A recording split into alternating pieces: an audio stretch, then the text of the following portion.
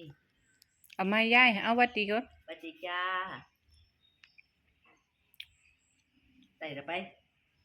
เอาบัตรทายเลขขึ้นเนี่ยเพิ่นสิโทรมาเอาเลขแล้วค่ะเอาตัวเดียวก็ได้เด้บ่ยากบอก เอาตัวเดียวเลยบ่ นี่ตัวเดียว แป๊บ ไปก็บ่คือ ก็สิทำใจได้ย่ายตัวเดียวเลยตีงวดวันที่16กรกฎาคมนี่บ่06เลข3ตัว506 50690อืม65เอาตัวนี้ก็ได้ โอเค3คู่บ่เบิดก็ได้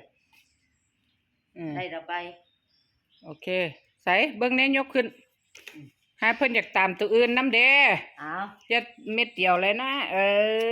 เรียกเอา ท่านผู้ชม FC ค่ะ เรียกเอาเด้อ แต่ว่ายายมักไอ้ที่เพิ่นวงกลุ่มคักๆนั่นใครชอบก็ตามนะคะเด่น0และ6คุณยายให้นะคะงวดวันที่16ขอบคุณค่ะคุณยายค่ะ